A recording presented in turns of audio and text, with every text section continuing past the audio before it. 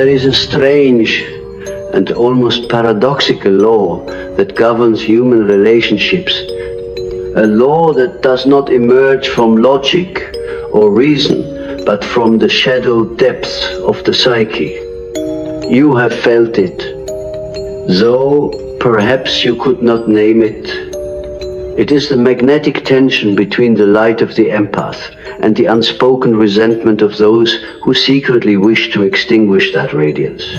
Why is it that the soul that gives, that heals, that perceives with a heart unguarded, so often draws near to those who seem unsettled by its very presence? Why is the one who feels most deeply, the one who is misunderstood, envied, or even quietly hated? This is not coincidence. It is not fate in the simple sense. It is an alchemical reality woven into the unconscious dynamics between the self and the other. Empathy is not just a personality trait, it is a manifestation of what I call the self, the totality of all psychic contents, both conscious and unconscious. When someone is truly empathic, they are not merely sensing emotions or reading the invisible language of energy. They are allowing themselves to become a vessel through which the collective unconscious can speak. Such a person is luminous, not because they try to be, but because the very act of openness creates a field of awareness that others feel in ways they cannot articulate. And yet, there is a cost to such light. Wherever there is light, the shadow sharpens its edges. You may have noticed this when you walk into a room with your quiet presence. The atmosphere shifts. Some people are drawn to you as if to a sacred flame. Others, however, react with subtle irritation or hidden contempt. They may smile, but their energy contracts. They may admire you on the surface, but deep inside they harbor resentment. What is this hidden hostility? Why does your mere existence stir a discomfort they do not fully understand? The answer lies in the archetype of the shadow. Every person carries a shadow. That dark container of all we refuse to see or accept within ourselves. When someone encounters an empath, they are confronted not only with the warmth of light, but with the uncomfortable contrast between what they are and what they wish they could be.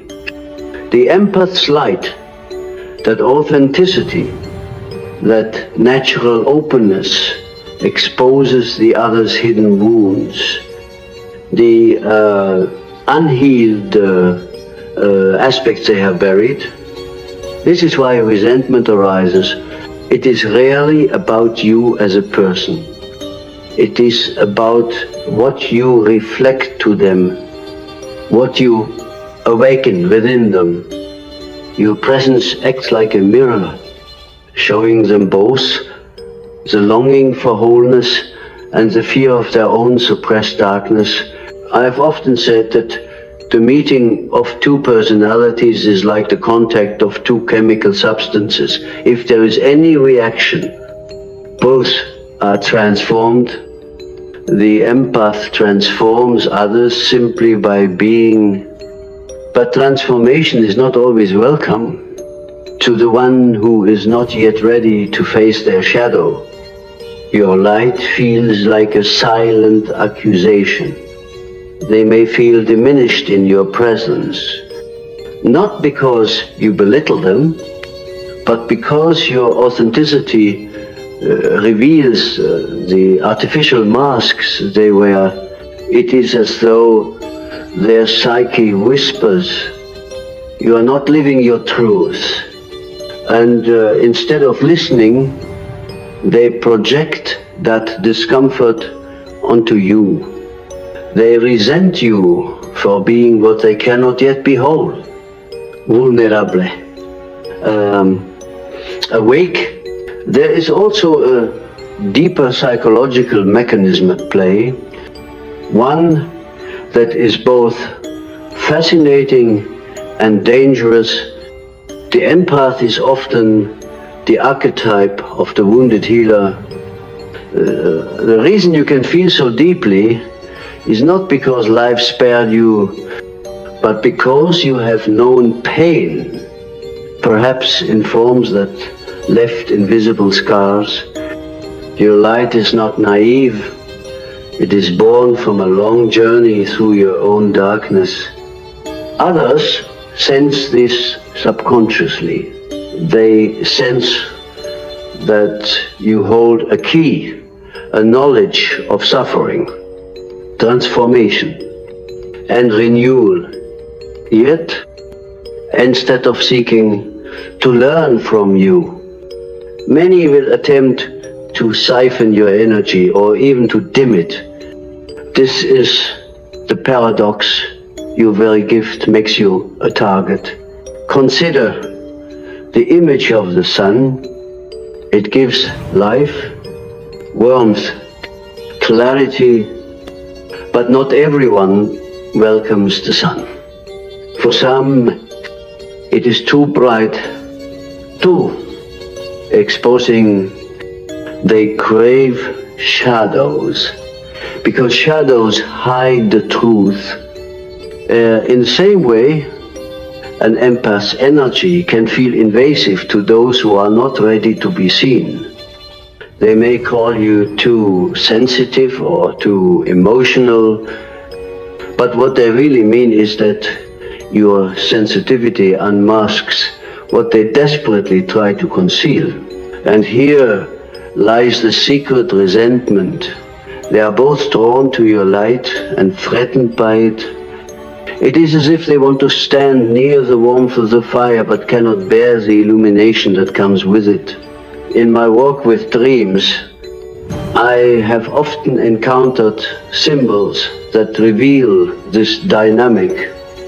A dream might present a figure of the luminous child, a radiant being that shines with purity and truth. But alongside it, there is often the shadow figure, the envious sibling, the dark twin, the trickster who tries to extinguish that light. This is the eternal motive of the light bearer and the shadow, of the hero and the adversary in your waking life. You may find this symbol playing out in the form of relationships where you feel drained, misunderstood, or quietly sabotaged. It is not because you are wrong or flawed, but because you are a living embodiment of that luminous archetype. And wherever such light exists, the shadow rises to meet it. I invite you to reflect. Have you ever noticed how some people seem inexplicably irritated by your kindness? As though they interpret your generosity as a kind of judgment against them. This is projection. They see in you what they cannot accept in themselves. Perhaps they resent their own inability to feel deeply, to connect authentically, to live without the armor of pretense. And so, rather than face their own discomfort, they project it outward. You become the too much, the one who tries too hard, the one who feels too intensely. But the truth is, they are not rejecting you, they are rejecting the mirror you hold up to their soul. To live as an empath is to walk the razor's edge between light and shadow. Your sensitivities, both your strength and your vulnerability, it allows you to see the unspoken, to touch the unseen currents of emotion that run beneath the surface of ordinary life. But it also means you will encounter resistance.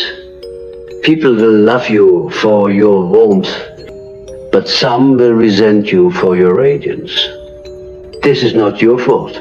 It is simply the way the unconscious reacts when confronted with a force that awakens it. The key is not to dim your light to please others, but to understand the alchemy at play. When you see resentment in someone's eyes, know that it is not a verdict against you, but a sign of their own inner conflict. I will tell you something that may surprise you. The people who resent your light the most are often those who secretly yearn for it. They are drawn to you because you remind them of a part of themselves they have lost. You stir in them a longing for authenticity, for freedom, for emotional depth. But because they are afraid of their own wounds, they turn that longing into anger, jealousy, or quiet hostility. This is why so many empaths find themselves in relationships, whether romantic, familial, or professional, where they are both admired and subtly undermined. The empath, unaware of this dynamic, often takes it personally. You may think, what have I done wrong? Why do they treat me this way when all I want is harmony? But this is not about what you have done. It is about what you are. You see, the unconscious is not rational. It does not measure things in fairness or logic. When someone's shadow is stirred, they do not pause to ask, is this resentment truly mine, or am I projecting it? They simply feel it, often without knowing why, and you, the empath, stand there bewildered, sensing the tension that is never spoken but always present. This is the hidden cost of being attuned to the subtle layers of reality. You feel what others do not want to feel. You absorb the unspoken hostility, the quiet judgments, the half smiles, and the veiled remarks. Sometimes you even begin to believe them. You start to think that perhaps your light is too much, that perhaps you should shrink, speak less, carry less, feel less. But that is precisely the trap that the unconscious sets when it is not understood. If you shrink, you betray yourself. If you dim your light, you sever your connection to the very essence that makes you whole.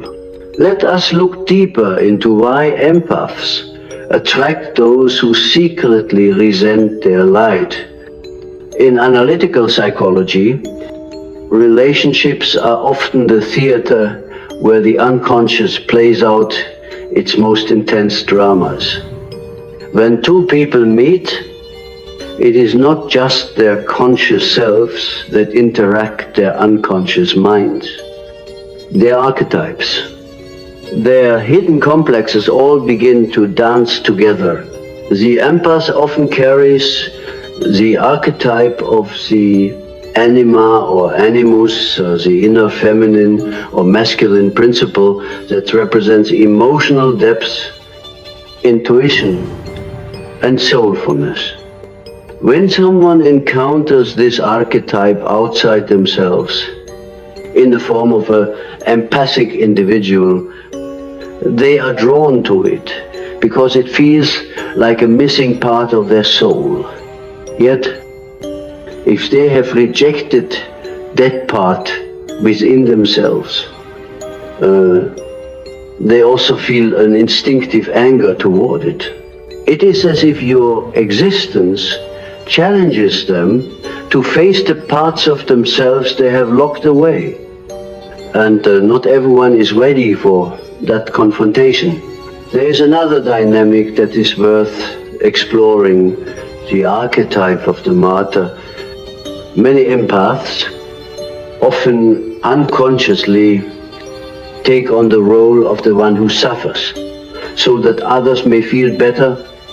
This is not because you want to be a victim, but because you have been conditioned, perhaps from childhood, to believe that love is earned through sacrifice. You may have grown up in an environment where your sensitivity was both a gift and a burden, where you were praised for caring but criticized for feeling too much. Over time, you learned to prioritize others' emotions over your own, to give even when it drained you, to absorb pain in silence. This creates a pattern that the unconscious recognizes. You become a vessel for other people's projections, both good and bad. They admire you for your warmth, but they also unload their shadows onto you. They resent your light because it reminds them of their own darkness. Yet, they also depend on you to soothe that darkness. This is the double bind in which many empaths find themselves trapped. Imagine a dream in which you are holding a candle in a dark room. Around you are figures, some reaching out to you for warmth, others trying to snuff out your flame. This is not just a dream, it is a symbol of your life's journey. The candle is your empathy, your inner light, your ability to see beyond appearances. The figures are the people you encounter, some who see your light as hope, others who see it as a threat, and you, the dreamer, must decide, will you guard that flame, or will you let it flicker and die under the weight of others' resentment? This is a question that life continually asks of empaths. It is not about becoming harder or colder that would only turn you into what you are not. It is about becoming more conscious. To hold the candle without being burned by the shadows, it illuminates. You must understand that the resentment you face is not personal. It is archetypal. It belongs to a universal pattern that has existed for centuries. Look at history, at myth, at religion. The bringers of light have always been misunderstood, envied, even persecuted. Prometheus, who stole fire from the gods to give to humanity, was punished endlessly for his gift. Christ, who embodied compassion and truth, was crucified by those whose hearts could not bear his light. The prophet, the healer, the visionary, they have always stood on the edge of acceptance and rejection. Your life may not carry such dramatic weight, but the principle is the same. When you embody light, you reveal darkness, and not everyone welcomes that revelation. I tell you this not to frighten you, but to awaken you The empath who understands this dynamic ceases to take it personally. You begin to see resentment as a signpost, a signal that your presence has touched a nerve, stirred something in the unconscious of another. You stop asking, what is wrong with me? And instead ask, what is this showing me about them and about myself? Because yes, even as an empath, you carry your own shadow. Sometimes you may feel superior in your sensitivity, as though your ability to feel makes you purer or wiser than others. Beware of this temptation. It is subtle, but it can create an unconscious arrogance that others sense and resent. The key is humility, to hold your light not as a weapon or a badge, but as a natural expression of who you are. Now let us turn inward. Why do you, as an empath, attract these challenging dynamics? It is not just because of what you are, it's also because of what you believe. Deep down, many empaths hold an unconscious belief that they must fix others, that they are responsible for healing the wounds of the world. This belief, noble as it may seem, can become a magnet for those who are unwilling to take responsibility for their own healing. They are drawn to you like moths to a flame, sensing that you will carry their burdens, absorb their pain, and ask for nothing in return. But this is not true empathy, this is self-erasure. True empathy does not require you to sacrifice your essence. It requires you to witness and understand without losing yourself. The moment you confuse your light with the duty to heal everyone, you become trapped in relationships where resentment festers, both theirs and yours.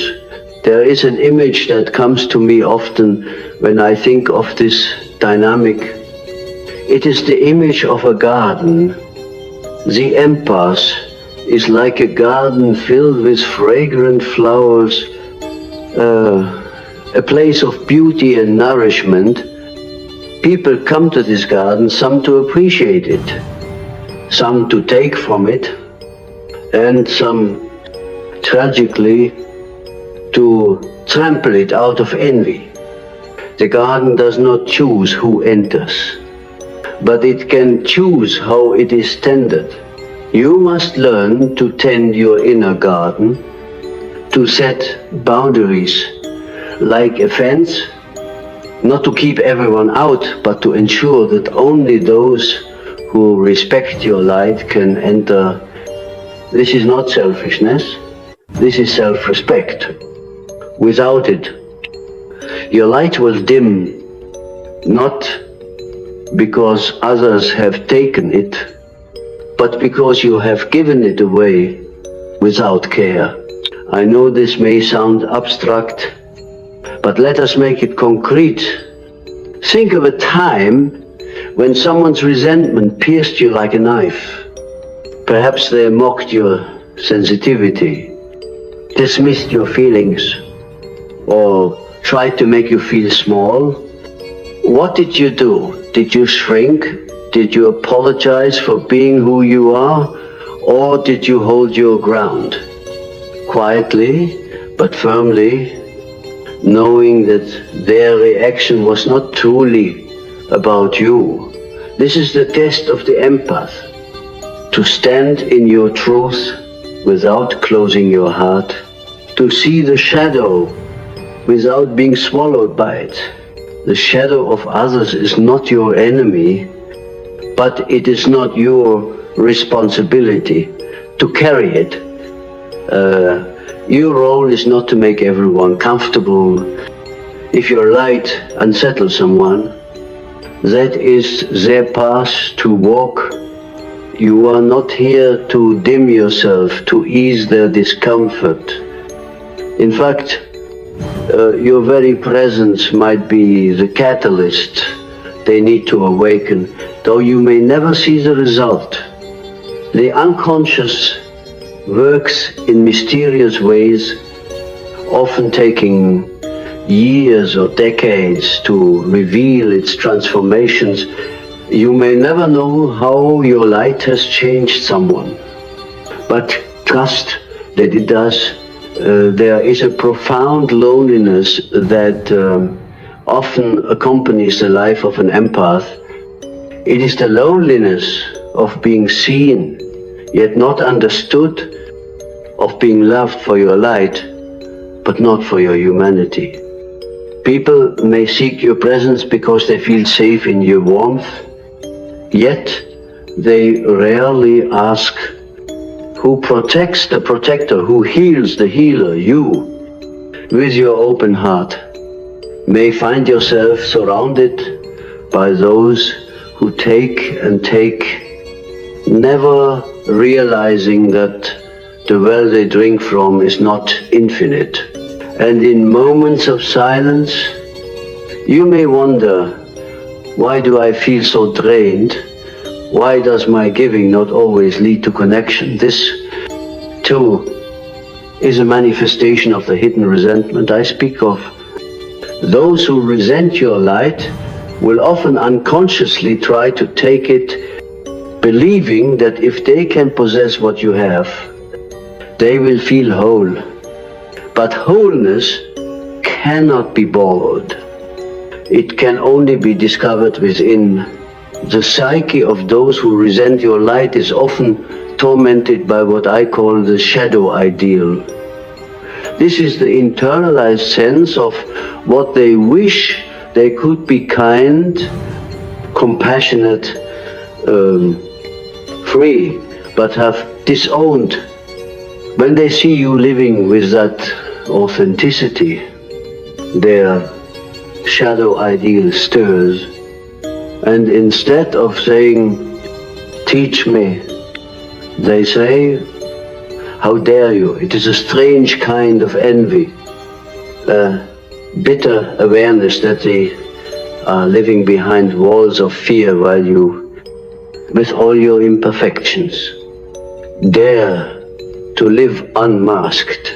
This is why the empath often becomes the target of subtle emotional games, of passive-aggressive comments, of the kind of rejection that wounds the spirit. But you must remember, these reactions are not truly about you. They are about the battle raging within the other person. A battle they are not yet willing to face. You may ask, but why me? Why do I always seem to attract such dynamics? The answer is both simple and profound, because your light is not neutral. It is magnetic. The unconscious of others recognizes on some primal level that you hold a key they have lost. Some will approach you with gratitude, others with hunger, and still others with hostility, but all of them are responding to the same force, your connection to the self, the living archetype of wholeness. This is why I say that to be an empath is to live as a kind of psychological alchemist. You are constantly transmuting the raw energies of others, their fear, anger, and sorrow, into something that can be understood and healed. But alchemy is dangerous when practiced unconsciously. If you are not aware, you will absorb what is not yours. You will confuse their shadow with your identity. You will begin to feel that you are the problem, that your sensitivity is a curse rather than a gift, I want you to imagine for a moment the image of the mirror. You are like a mirror to others, reflecting not only their beauty but also their hidden wounds. Some will thank you for this reflection. Others will despise you for it.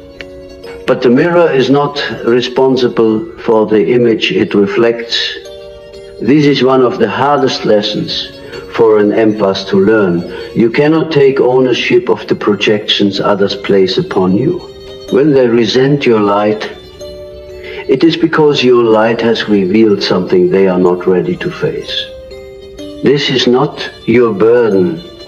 Your task is simply to remain clear, to remain true, to polish your inner mirror so that it reflects with compassion but without distortion.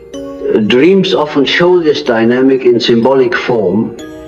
A dreamer may see themselves carrying a lantern through a dark forest, while figures emerge from the shadows, some reaching for the light, others trying to snuff it out.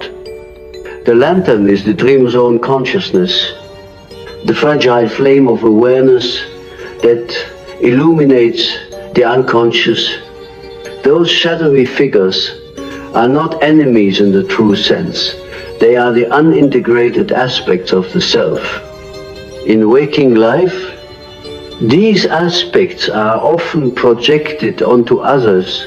When someone resents your light, they are really wrestling with their own inner darkness. And in that moment, you become both a threat and a teacher, whether you wish to or not. There is a temptation, especially for those who feel deeply, to respond to resentment by becoming smaller. You think, if I am less bright, less open, perhaps they will not be threatened. But this is a betrayal of your essence. Your light is not a weapon, but neither is it something to hide. It is the natural radiance of a soul that has walked through the fire and emerged whole. Do not confuse humility with self-erasure. True humility is to shine without demanding that others see you. To love without demanding to be loved in return. To give without losing your core. The path of the empath is not an easy one, because it requires you to live in the tension of opposites, to hold both light and shadow, love and pain, connection and solitude. But it is also a path of profound meaning. In my own work, I've seen that those who feel most deeply are often those called to the work of individuation, the process of becoming whole by integrating all parts of the psyche. Empaths are particularly suited to this journey because they have already learned to navigate the currents of emotion and intuition. Yet, individuation also demands that you set boundaries, that you claim your right to exist as you are without apology. If you do not, you will remain trapped in cycles of being both adored and resented, giving endlessly until you are empty. Consider the archetype of the healer. In myths and stories, the healer is rarely someone untouched by pain.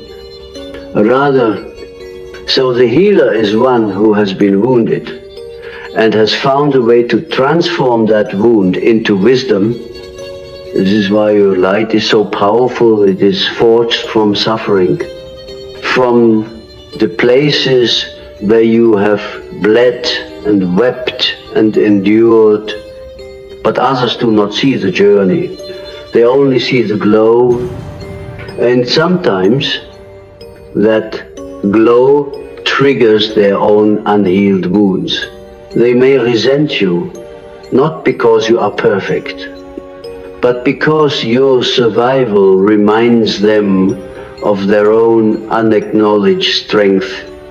It is as if they are saying, "How can you shine when I am still trapped in the dark? This is not something you can fix. It is something you must simply witness."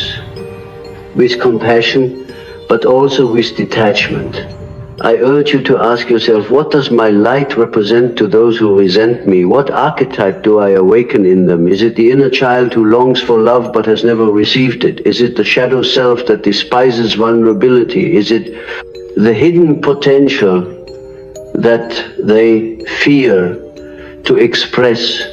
When you understand this, you cease to take their reactions personally. You begin to see the deeper game, the play of the unconscious, the dance of projections and archetypes.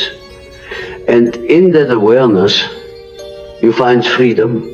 There is also the question of your own shadow.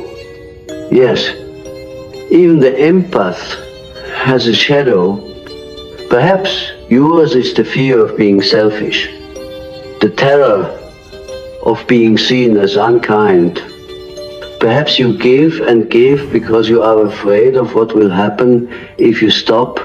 Will they still love you if you are not always the one who understands, who forgives, who bends? The resentment you attract from others often mirrors the resentment you hold against yourself. The resentment for all the times you have silenced your own needs, dimmed your own voice, betrayed your own boundaries. This is why the work of self-awareness is so vital. You must not only see the shadows of others, but also your own. There is a sacred turning point in the life of every empath. A moment when you realize that your light is not meant to be spent recklessly, but cultivated like a flame that grows brighter with care. You begin to see that not everyone who reaches for you deserves access to your innermost self. This is not cruelty. It is discernment. For too long, you may have thought that being kind meant saying yes to every request, every demand, every subtle tug on your spirit. But when you live this way, you become a hollowed out vessel, giving without receiving, shining without replenishment. Those who secretly resent your light will gladly take from you until you are dimmed. Not because they are evil, but because they do not know how to nourish their own inner fire. And the empath's true lesson is not to keep feeding this cycle, but to stand firm, to honor the truth that your light is sacred.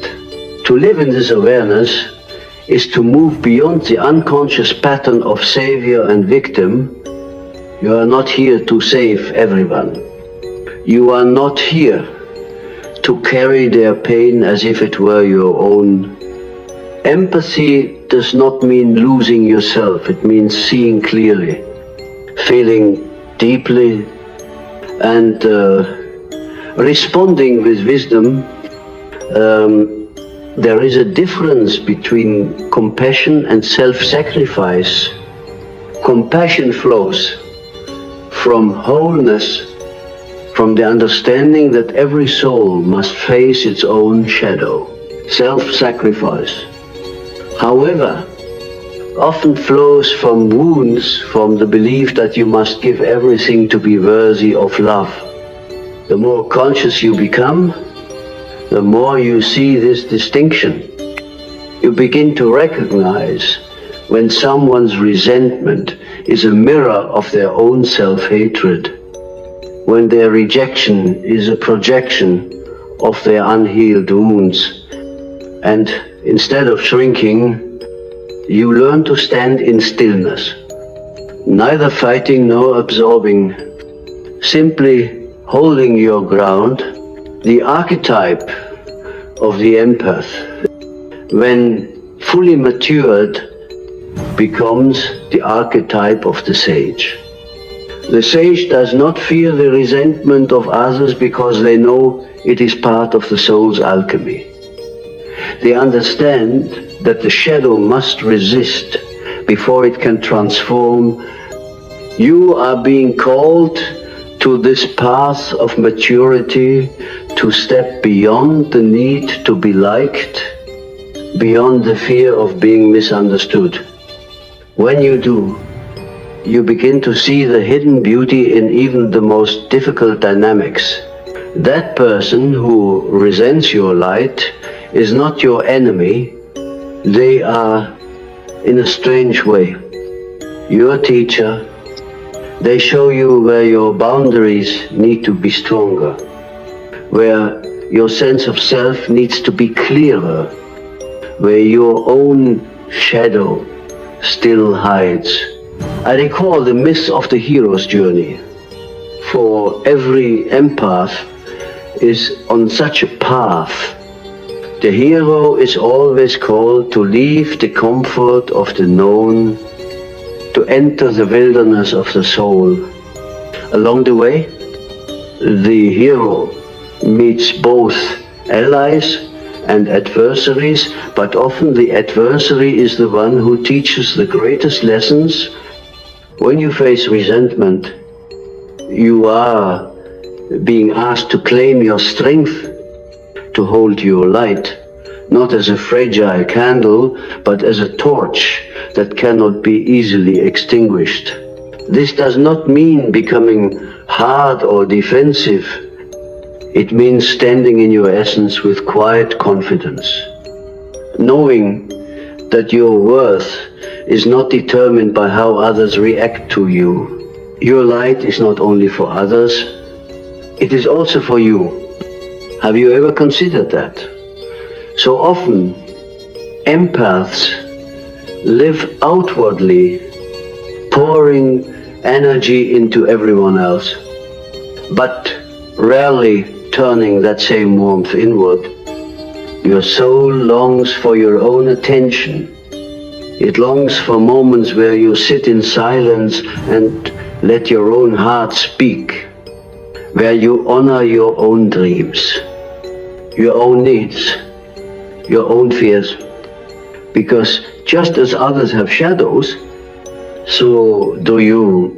And within your shadow lie treasures, your hidden power, your unclaimed desire, your true voice.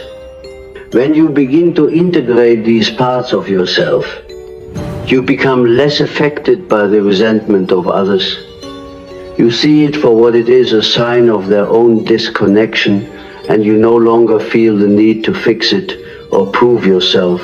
There is a dream that visits many empaths, even if not literally, but symbolically. In this dream, you are carrying a vessel of light, perhaps a lantern, perhaps a flame cupped between your hands. As you walk through a darkened hall, figures approach you, some with reverence, others with anger.